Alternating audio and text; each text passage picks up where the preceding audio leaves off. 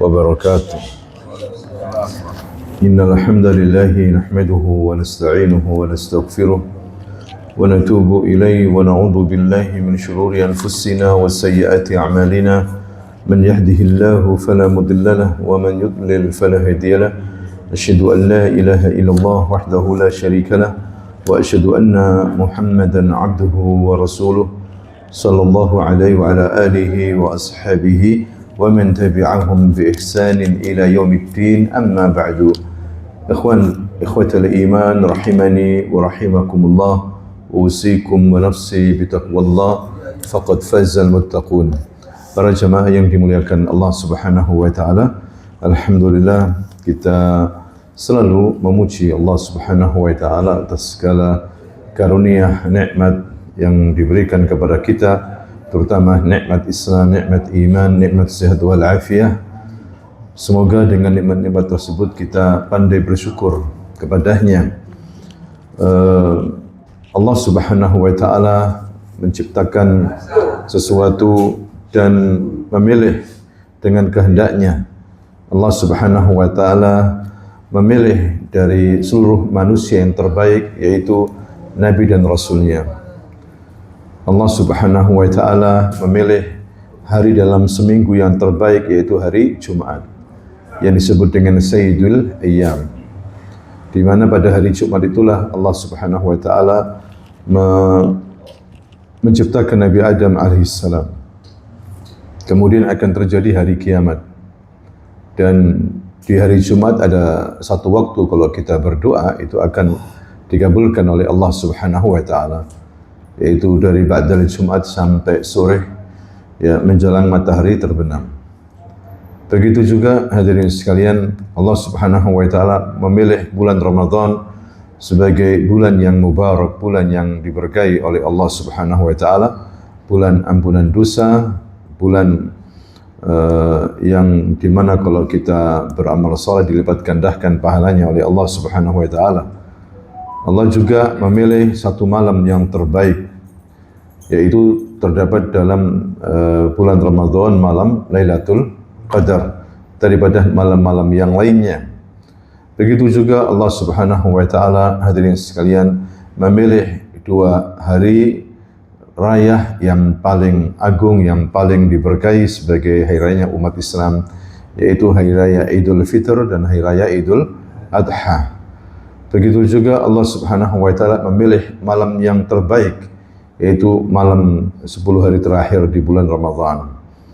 Kemudian juga Allah memilih siang harinya 10 hari pertama, yaitu di bulan Dhul Hijjah. Hadirin sekalian, juga ada 10 yang terbaik, yaitu 10 hari pertama di bulan Muharram. Disitulah para ulama mengingatkan kita disuruh banyak beribadah kepada Allah Subhanahu wa taala, di mana kalau kita beribadah di waktu-waktu yang Allah kehendaki dan diberikan pahala yang besar, maka ini keberuntungan bagi kita. Mengingat umur kita ini terbatas, hidup di dunia ini, kita harus banyak berbekal, ya, untuk menuju akhirat, hadirin sekalian, yaitu dengan amal saleh, yang dimana kalau kita beramal saleh itu dilipat gandakan pahalanya oleh Allah Subhanahu wa taala, terutama pada hari-hari seperti sekarang ini, ya, al-ashr al-awwal min syahr Dhul Hijjah, 10 hari pertama pada bulan apa? Dhul Hijjah. Sebagaimana Allah Subhanahu wa taala berfirman, wal fajr wa layalin ashr, demi waktu fajar dan demi 10 malam, ya. Al-fajr disebutkan oleh para ulama adalah akhir, ya, dan maksudnya selesainya malam. Sebentar lagi akan muncul cahaya, ya. Ini menunjukkan malam itu enggak semuanya waktu, tapi selesai dengan munculnya apa? Al-fajr.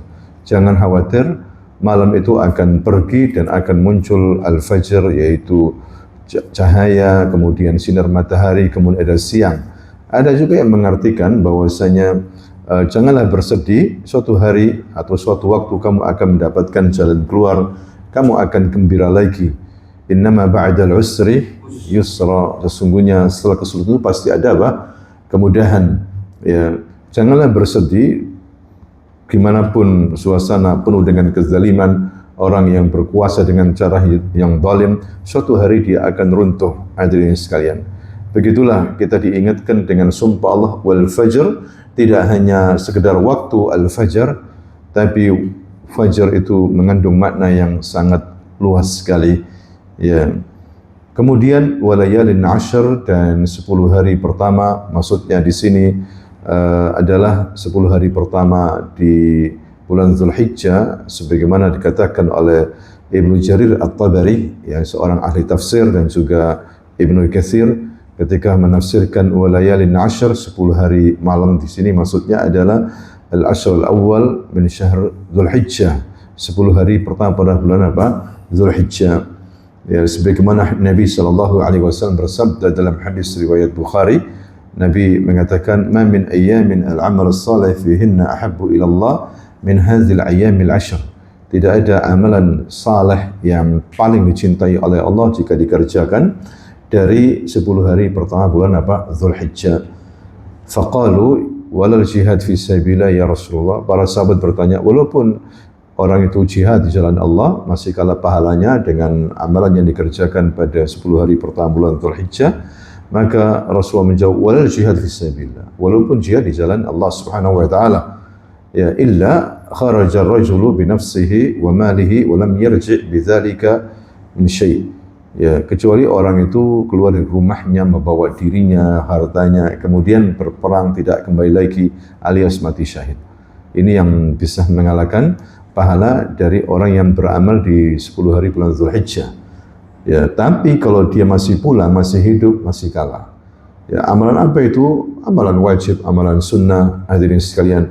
Amalan-amalan yang berkaitan dengan Dzulhijjah, ya seperti salat Idul Adha, kemudian puasa di hari Arafah, menyembelih kurban, haji, atau amalan-amalan seorang muslim yang sehari-hari, ya salat rawatib, puasa sunnah, Senin Kamis, atau yang lainnya, sedekah, ya ini nilainya sangat tinggi di sisi Allah Subhanahu wa taala. Amalan saleh, yang penting amal saleh. Jadi mari kita gunakan dengan sebaik-baiknya untuk beramal saleh. Ya. Terutama hadirin sekalian berkorban, ya terutama apa? Berkorban, karena berkorban ibadah. Ya, ibadah itu tidak hanya salat, tidak hanya puasa, tidak hanya haji, tapi juga berkorban sebagai bentuk syukur kita kepada Allah Subhanahu wa taala.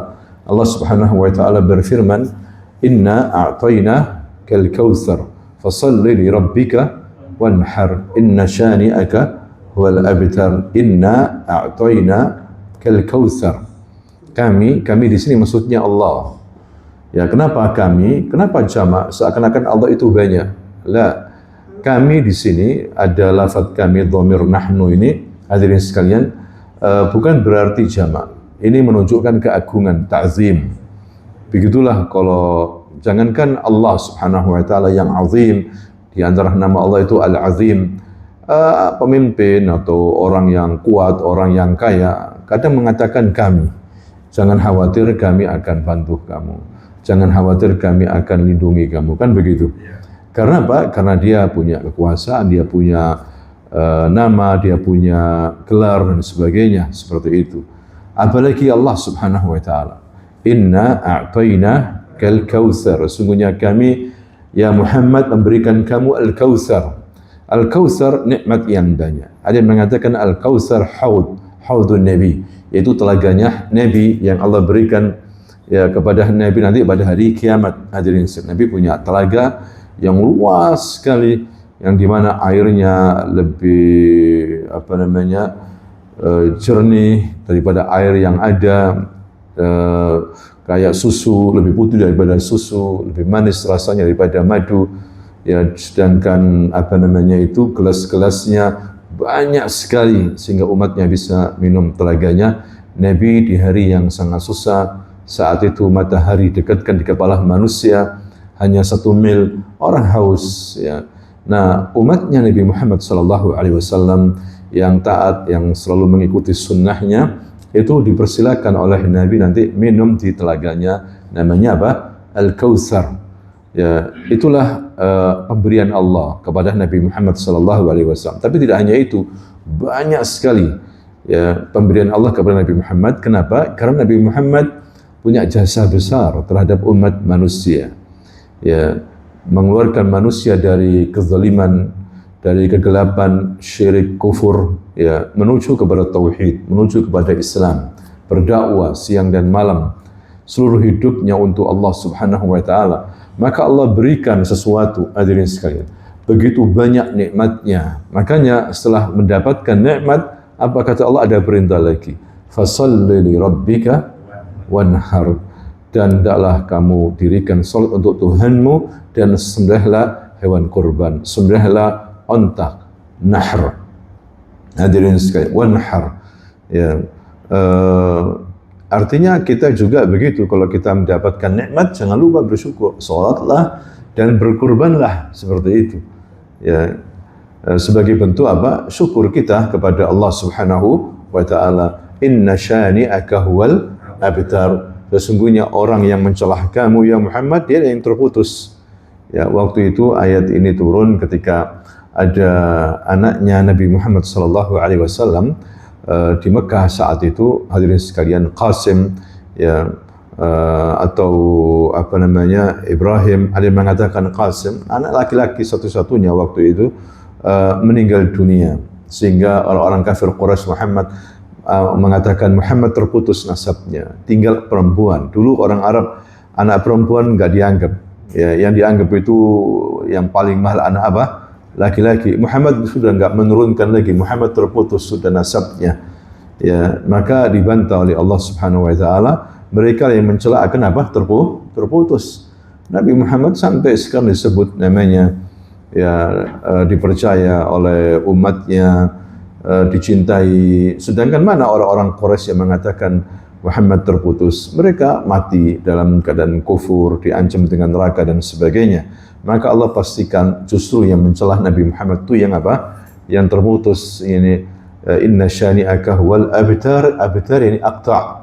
Ya, terputus nasabnya, terputus ceritanya, terputus khalas kebahagiaannya karena mencela siapa? Nabi Muhammad sallallahu alaihi wasallam.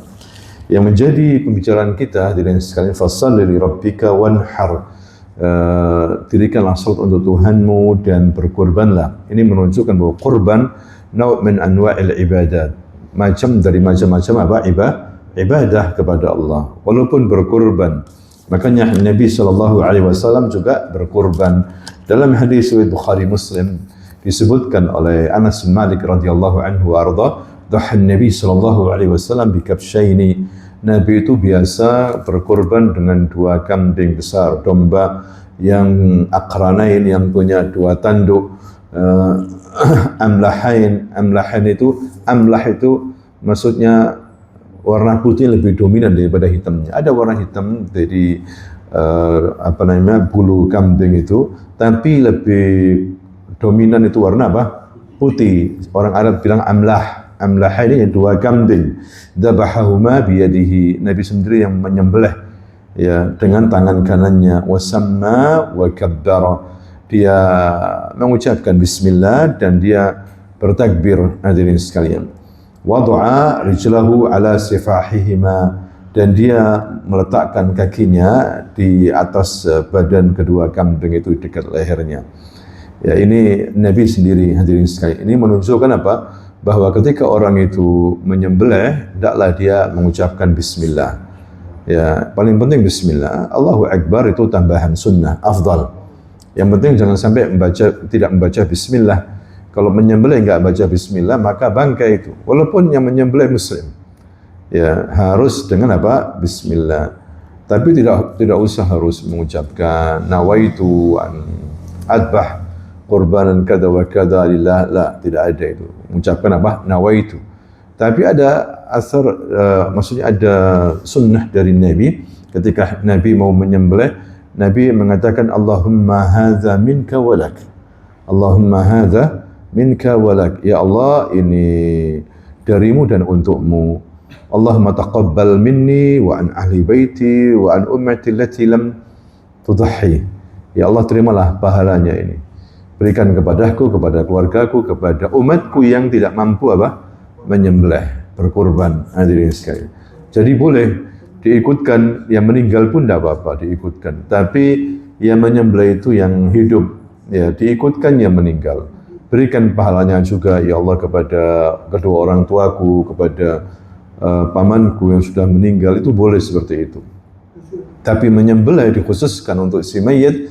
Nah ini sebagian para ulama memakruhkan karena tidak ada dasarnya. Ya Nabi sendiri tidak pernah menyembelih secara khusus untuk Khadijah. Ya kita tahu Khadijah ya istri yang tercinta bagi Nabi Shallallahu Alaihi Wasallam, dan Nabi juga tidak ada dalil khusus ya pernah menyembelih di atas namakan pamannya Hamzah, pamannya dicintai oleh Nabi yang terbunuh sebagai syahid dalam perang Uhud. Ya Nabi tidak pernah, ya Nabi menyembelih diikut sertakan pahalanya semuanya, keluarganya, anak istrinya, orang yang meninggal yang dia cintai. Itu yang dibolehkan, disunahkan, hadirin sekalian. Nah di sini menunjukkan bahwa Nabi ini berkurban setiap idnya itu 2 kambing besar, gemuk, sehat. Ya kecuali ketika Nabi haji. Ya haji Nabi melakukan di akhir kehidupannya, dan Nabi menyembelih 100 ekor onta. Menyembelih 100 ekor onta. Nah pertanyaannya, dari mana onta ini? Ya ternyata itu pemberian Ali bin Abi Thalib. Jadi setahun sebelum Nabi haji, Ali diperintahkan oleh Nabi untuk dakwah ke Yaman, dan Ali berhasil. Ya makanya dapat hewan banyak sekali dari Yaman. Ya kemudian Ali langsung menuju Mekah karena mendengar Nabi dan rombongannya haji. Ya, Ali ikut haji dan memberikan 100 ekor onta kepada Nabi Muhammad sallallahu alaihi wasallam, dan Nabi kemudian menjadikan 100 ekor onta itu untuk kurban di Mina, Yaumul Idul Adha, hari tanggal 10. Ya. Nabi menyembelih sendiri dengan tangannya 63 ekor, sisanya diberikan kepada Ali. Mengingat kata para sahabat mungkin itulah usianya, karena jarak antara haji Nabi dengan wafatnya beliau itu tidak lama, sekitar 82 hari. Ya, 3 bulan, kurang lebih dari 3 bulan seperti itu. Makanya haji Nabi dikatakan haji wada, khutbahnya pun khutbah wada, karena ketika haji Nabi berkhutbah menyampaikan salam perpisahan kepada umatnya, sehingga dikatakan khutbahnya khutbah wada. Wada itu perpisahan, hadirin sekalian. Nah, berbicara masalah kurban, hadirin sekalian, Nabi menyuruh kita untuk berkurban dikerjakan setelah salat Id, setelah salat Id. Kalau dikerjakan malam Id atau sebelum salat, maka itu daging biasa, kata Nabi, daging untuk keluargamu, ya, bukan dianggap sebagai kurban. Daging kurban itu disembelih setelah salat Idul Adha. Ya. Makanya 10 hari pertama bulan Dzulhijjah itu hari-hari yang paling dicintai oleh Allah. Karena apa? Karena berkumpul di dalamnya ummahatul ibadat.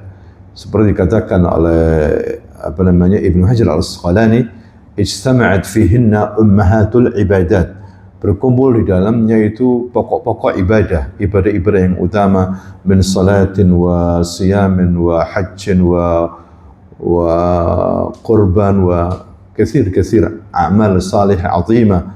Ya, makanya Idul Adha nama lainnya Yaumun Nahr. Ya, nama lainnya juga Hajjul Akbar. Haji Akbar itu tanggal 10 Dzulhijjah. Ini pendapat Imam Mazhab yang kuat. Ada yang mengatakan Haji Akbar Yaumul Arafah. Imam Malik menyendiri, tapi kebanyakan orang yang dimaksud Haji Akbar yakni 10 Dzulhijjah puncaknya. Ada yang mengatakan Haji Akbar yakni haji. Amalan haji itu, setiap amalan haji, setiap orang yang berhaji melaksanakan manasik haji namanya Hajjul Akbar. Kalau ada Hajjul Akbar berarti ada istilah apa? Hajjul Asghar. Apa Haji Asghar? Haji kecil apa? Umrah. Hadirin sekalian. Ya, haji kecil itu apa? Umrah. Nah ini Haji Akbar. Pendapat yang kuat Yaumun Nahr, Yaumul Idul Adha. Ya, makanya Idul Adha a'zam wa afdal min Idul Fitr. Lebih utama dan lebih agung daripada Idul fitr. Ya, Idul Adha luar biasa amalan-amalan besar, terutama haji, hadirin sekalian. Nah, makanya kita disunahkan untuk berkorban. Hukumnya sunnah muakkadah, walaupun ada yang mengatakan wajib. Ya, karena ada beberapa sahabat waktu pada zaman Umar dan Abu Bakar ketika habis Idul Adha tidak menyembelih kurban. Ketika ditanya Abu Bakar atau Umar ditanya, kenapa tidak berkorban? Aku khawatir ini diwajibkan. Padahal ini tidak diwajibkan, seperti itu. Bagi yang mampu saja. Tapi ada yang mengatakan apa? Wajib. Hadirin sekalian. Ya. Dan ada perbanyak talbiyah, memperbanyak talbiyah. Ya, seperti itu. Ketika haji maksudnya, ketika haji. Sedangkan yang enggak haji memperbanyak takbir, tahmid, wa tahlil. Ya. Makanya kata para ulama ada takbir mutlak, ada takbir muqayyad. Ada takbir mutlak, takbir dimulai pada awal Dzulhijjah. Ya, sampai akhir ayyamut tasyrik. Hari-hari tasyrik tanggal 13 Selasa sebelum matahari terbenam. Ya, ada namanya takbir muqayyad, takbir yang terikat. Ya, takbir itu maksudnya diucapkan takbiran itu ba'da salatil faridah. Setelah salat wajib. Kapan itu? Bagi yang tidak haji itu dimulai pada tanggal 9 Dzulhijjah ba'da subuh. Ba'da salat subuh. Pokoknya dilakukan setelah salat itu takbiran. Hadirin sekalian, apakah habis salat langsung takbiran? La. Ya, kata Syekh Abdul Aziz bin Baz mengatakan, ya istighfar dulu. Astagfirullah, astagfirullah, astagfirullah. Allahumma antas salam wa minkas salam. Baru setelah itu takbiran. Ya, karena kita tidak ada yang bisa menjamin salat kita diterima, khawatir ada yang kurang. Maka kita beristighfar kepada Allah Subhanahu wa taala, baru kemudian takbiran. Ya, setiap habis salat sampai tanggal 13 Dzulhijjah, ayyamut tasyrik. Ayyamut tasyrik. Ada hari-hari haji. Apa hari haji? Ayyamul hajj. Ayyamul hajj dimulai tanggal 8 Dzulhijjah. Kemudian Yaumut Tarwiyah, mabit di Mina, kemudian hari Arafat tanggal 9 Dzulhijjah, kemudian hari Nahr, Idul Adha tanggal berapa? 10, tanggal 11 dikatakan Yaumul Qar. Ya, tanggal 11 dikatakan Yaumul Qar. Nabi mengatakan a'zamul ayyam indallahi ayyamun nahr, yaumun nahr wa yaumul qar. Ya, paling utamanya hari di sisi Allah Subhanahu wa taala adalah yaumun nahr, yakni Idul Adha, wa yaumul qar. Yaumul qar tanggal berapa? 11. Kenapa dinamakan yaumul qar? Qar itu artinya yastaqir. Yastaqir hujjaj fi Mina. Orang-orang yang haji itu lagi netap di mana? Di Mina untuk ramil jamarat, seperti itu. Ya, kenapa dinamakan yaum? Pertama Nabi menyebutkan yaumul nahr, yaumul id, a'zam, karena pada hari raya Idul Adha itu banyak ibadah. Pertama kita takbiran, kemudian salat Idul Adha, kemudian berkurban. Di Mina tanggal 10 Dzulhijjah Nabi menyembelih kurban, kemudian tahallul, kemudian melempar jamratul aqabah. Kemudian pergi ke Makkah untuk melakukan tawaf haji, tawaf ifadah. Ya, Nabi kan hajinya haji qiran. Ya, haji qiran itu tawafnya sekali. Ya, boleh di awal setelah tawaf qudum sa'i, boleh diakhirkan ketika tawaf ifadah sa'i, yang belum sa'i. Jadi haji kan ada 3 macam. Yang pertama haji ifrad. Ya, memang niatnya untuk haji saja, dengan mengucapkan ketika di miqat labbaika hajjan. Maka dia tidak ada hadiyu tidak bayar dam, karena niatnya memang haji. Yang kedua haji qiran. Haji qiran itu harus bayar dam atau hadiyu dalam istilah Al-Quran. Karena apa? Karena dia niat haji plus umroh dalam satu amalan. Nabi kata para ulama, mayoritas jumhur ulama ahli sejarah, Nabi itu haji qiran. Ya, jadi Nabi itu ketika sampai di Dzul Hulaifah, miqatnya ahli Madinah, Abr Ali, ya itu Nabi mengucapkan labbaika hajjan wa umrah. Hajjan wa umrah. Kemudian masuk Mekah dalam keadaan sudah pakai baju ihram, tawaf. Kemudian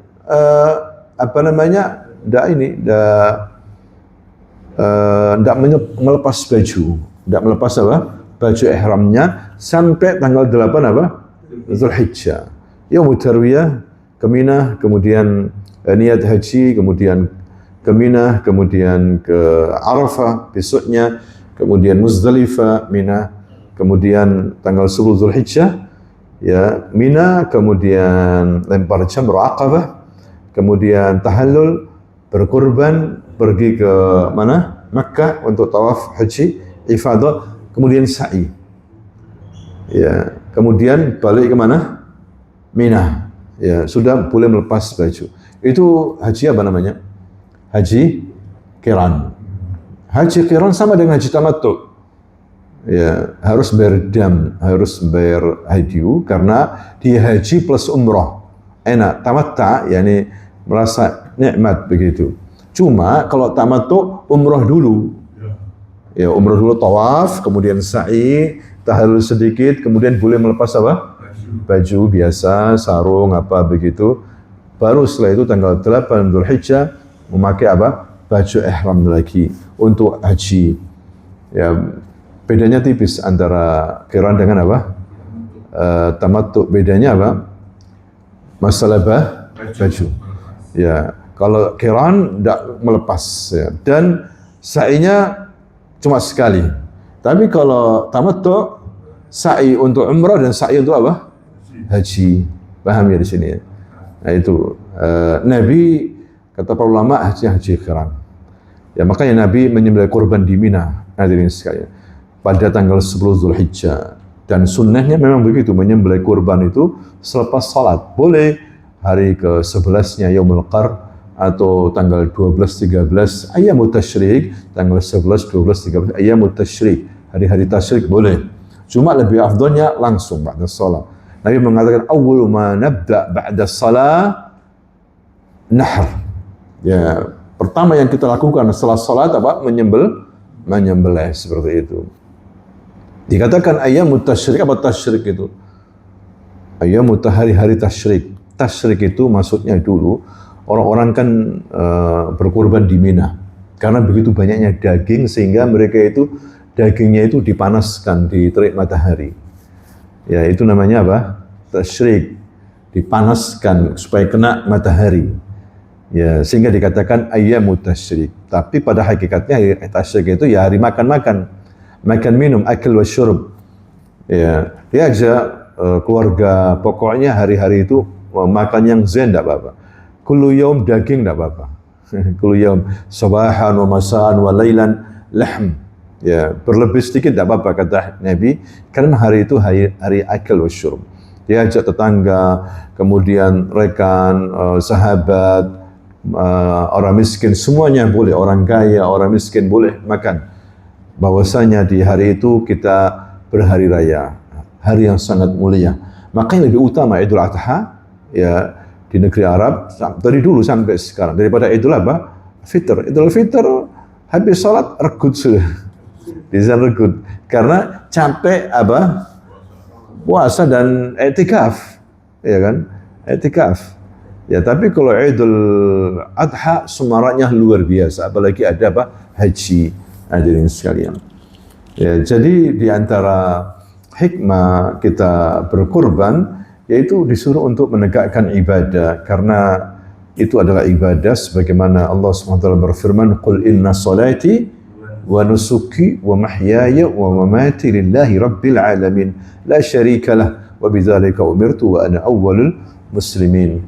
Katakan ya Muhammad, inna salati, katakan kepada umatmu, inna salati, sesungguhnya salatku, wa nusuk yakni dzabhi, nahri.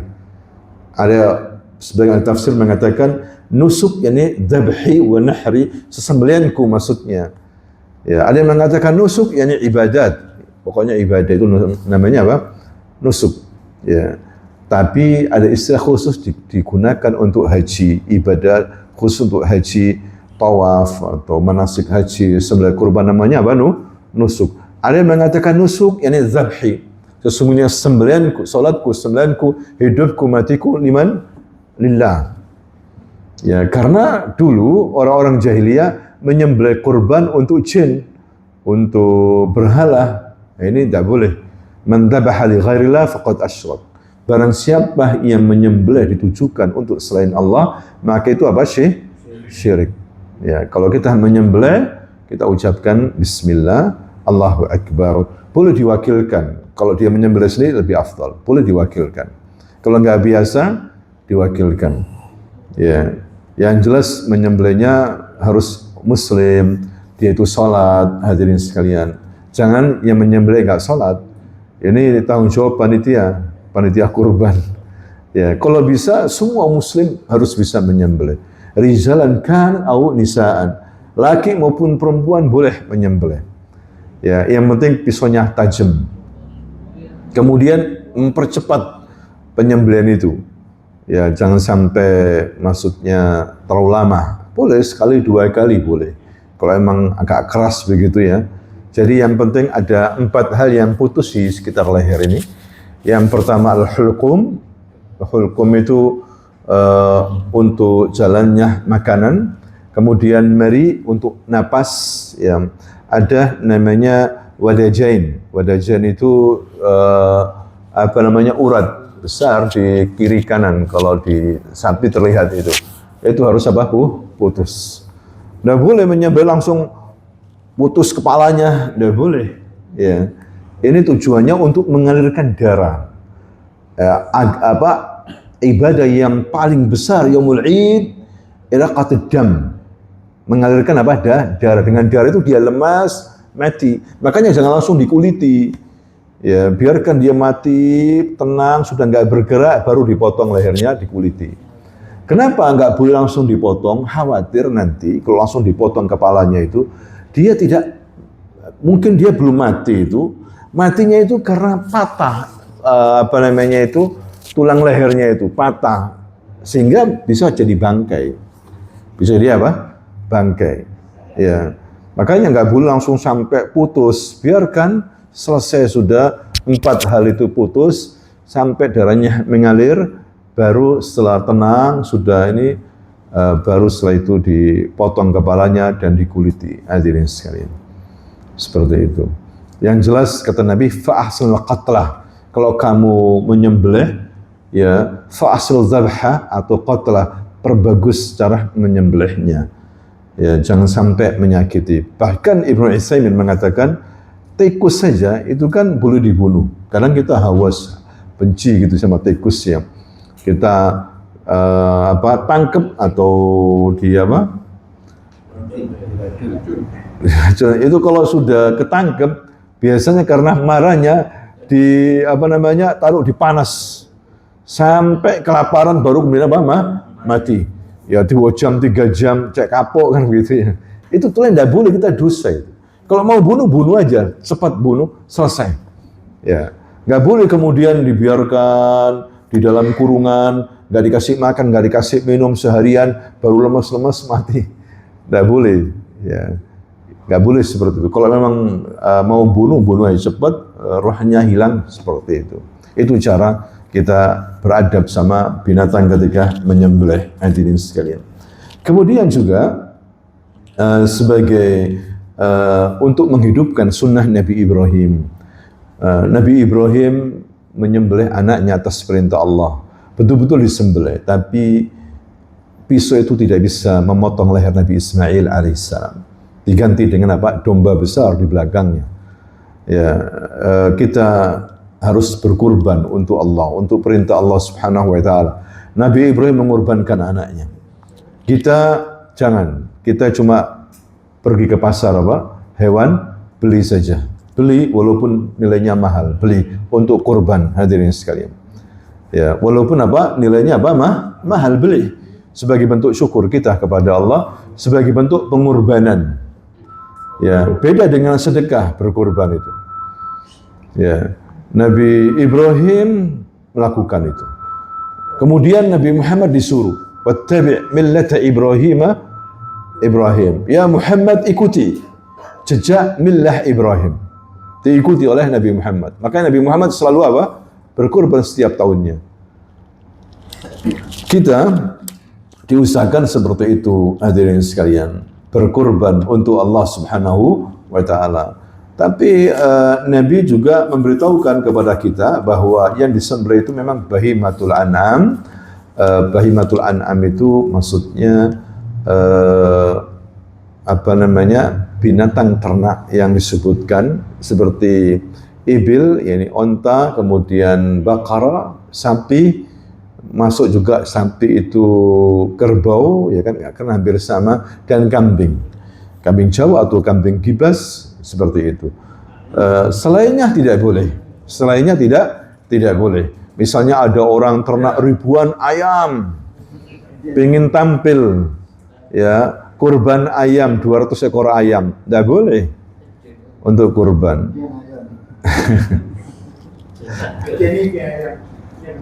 Nah, tidak boleh untuk kurban, tapi untuk sedekah boleh. Diterima sebagai apa?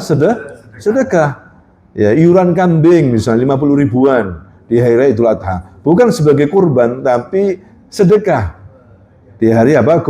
Kurban. Mungkin kurbannya sedikit, akhirnya anak-anak sekolah iuran 100 ribuan. Ya, itu bukan kurban karena kambing itu satu orang, untuk satu orang, boleh patungan untuk sapi atau onta 7 orang. Hadirin sekalian. Ya, jadi sudah ditentukan hewannya bahimatul an'am. Kalau kuda tidak boleh, walaupun kudanya mahal dikorbankan, nggak diterima sebagai hewan kurban, tapi diterima sebagai sedekah saja. Seperti itu. Jadi dalam agama itu nggak boleh kita sakar PDW, tidak boleh. Ya, harus mengikuti Nabi, ada aturannya. Begitu juga yang berkurban, kata Nabi, kalau sudah niat berkurban, kalau sudah 1 Dzulhijjah, jangan memotong kukunya atau mencukur rambutnya bagi yang berkurban sampai selesai dia menyembelih. Ya, ini aturan dari Allah Subhanahu wa Ta'ala. Yang melanggar dosa. Yang melanggar dosa, kata para ulama, dosa. Kalau dia sengaja. Tapi tidak mengatakan bahwa kurbannya nggak sah. Cuma dia dosa, nggak ngikuti aturan, dia harus banyak bertobat.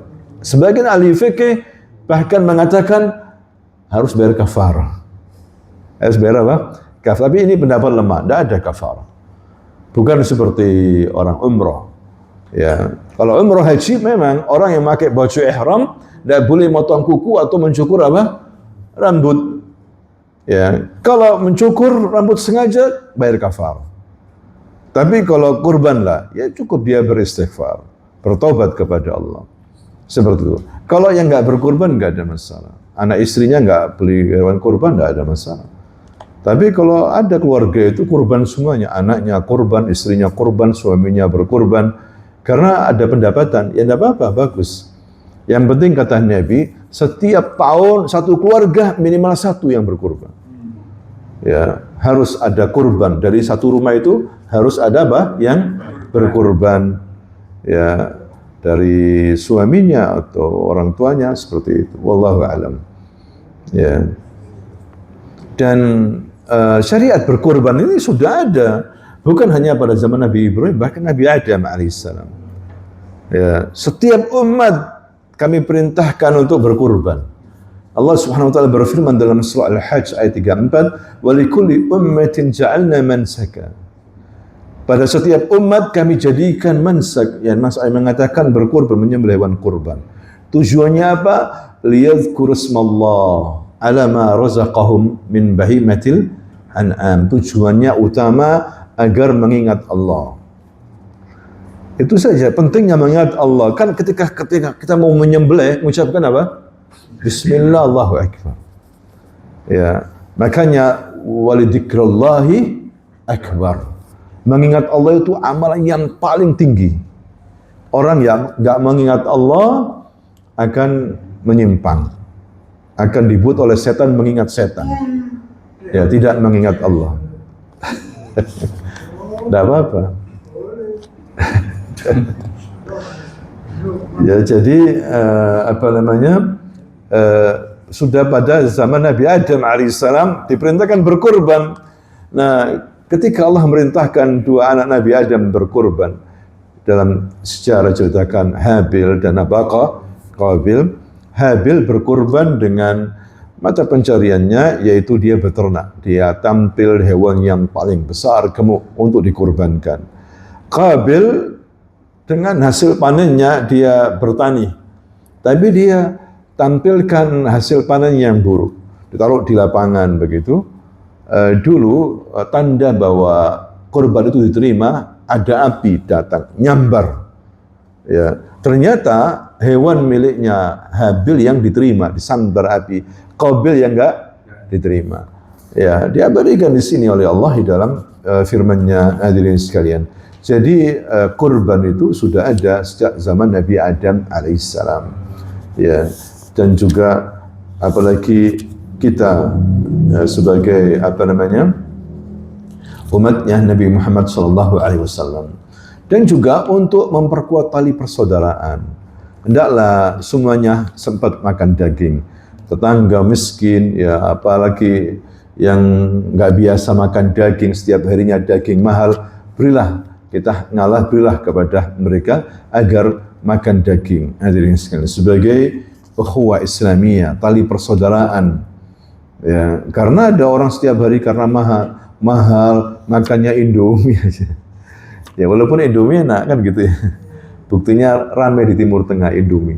Ya, cuma kalau bisa mencicipi daging. Kemudian juga menyembelih kurban ini termasuk syiar Allah Subhanahu wa taala. Membiasakan kita menyampaikan atau meluaskan syiar Allah Subhanahu wa taala. Ya, kalau nggak ada kurban gimana? Mati nanti syiar Allah.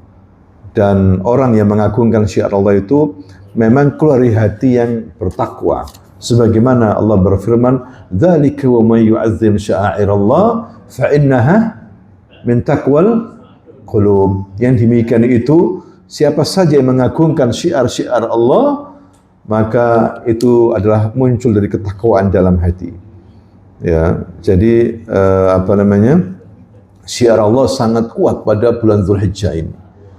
Takbir, kalau orang haji talbiyah. Kemudian makanya kata Nabi ketika ditanya, "Ya Rasulullah, ayul hajjul afdal?" Haji apa yang afdal? Maka Nabi menjawab, "Afdalul hajj al-ajju was-sajju." Al-ajju yani raf'ut talbiyah, mengangkat suara untuk apa? Bertalbiyah, mengucapkan labbaik Allahumma labbaik, labbaik la syarika laka labbaik, dan seterusnya. Kemudian was-sajju yani dzabah, nahar. Ya, di samping haji, di sana dia apa? Berkurban. Ya, di samping bayar dam, dia berkurban di sana, seperti itu. Hadirin sekalian. Ya, ini menunjukkan luar biasa hari-hari kita ini untuk mengagungkan syiar Allah Subhanahu wa taala. Nah, inilah yang bisa saya sampaikan, mudah-mudahan bermanfaat. Barakallahu fikum. Ada pertanyaan? Kalau korban kita kan baca bismillah. Baca bismillah ya. Terus kita ini nyembelih kambing lagi. Apa baca sekali aja? Iya. Misalnya kita potong 5 ekor. Pertama kan kita bismillah. Terus potong lagi ini juga Afdol, iya. Bismillah. Iya. Kecuali di beberapa negara karena permintaan makanan begitu banyak, terutama ayam, ya, sehingga ayam itu dipotong dalam satu waktu. Jadi dia dibaris begitu, pakai mesin, terpotong dalam satu waktu begitu. Tapi motongnya baca habis, bismillah cuma sekali. Tapi karena pisaunya itu mengena semuanya, jadi cuma sekali. Nggak mungkin misalnya 200 ekor ayam, nggak mungkin bismillah. Tapi ini kan satu kali begitu. Ada yang mengatakan begitu. Nah, cukup sekali. Kalau dia memotong, pindah lagi, memotong lagi, nah dia harus membaca bismillah. yang tadi itu suratnya apa? Yang persembahan tadi. Ada itu. Ada yang Insya Allah ada kita. ya. Iya. Ustaz, ada hadis yang menyebutkan, saya juga ada, belum tahu persis kepanjangan hadisnya, bahwa setiap hari Jumat semua makhluk itu khawatir, Ustaz, karena akan terjadinya hari kiamat. Surat Al-Hajj 36. Al-Hajj Bahwa setiap umat itu ada apa? Perintah untuk berkorban. Kecuali yang bisa anaknya siapa? Nabi Adam di surah yang lain. Ya. Setiap hari Jumat semua makhluk itu khawatir karena akan terjadinya hari kiamat. Hanya manusia yang tidak ini, Hah? hanya manusia yang tidak, karena tidak merasa tidak khawatir. Khawatir kepada hari kiamat suatu hal yang wajar karena itu masuk bagian iman, rukun iman. Tidak harus menunggu hari Jumat. Ya, bahwa kiamat akan terjadi mendadak. Ya, tidak ada yang tahu kapan terjadi kecuali Allah. Tapi dijelaskan hari Jumat. Tapi kita belajar dari sabda-sabda Nabi, kiamat tidak akan terjadi kecuali sudah muncul tanda-tandanya. Kalau tanda-tandanya belum muncul, tanda besar ya belum terjadi. Ya, tapi ada kiamat yang selalu akan mengintai kapan aja. Kiamat sughra, kiamat kecil. Apa itu? Ajal. Mati. Itu maksudnya. Orang takut sama mati. Itu hal yang wajar karena mungkin banyak dosa dan sebagainya. Tapi kalau kiamat besar, ada tanda-tandanya. Muncul Dajjal. Dajjal kan sekarang belum muncul. Dajjal yang sesungguhnya, ya kan. Kemudian Nabi Isa akan turun. Ada Ya'juj wa Ma'juj.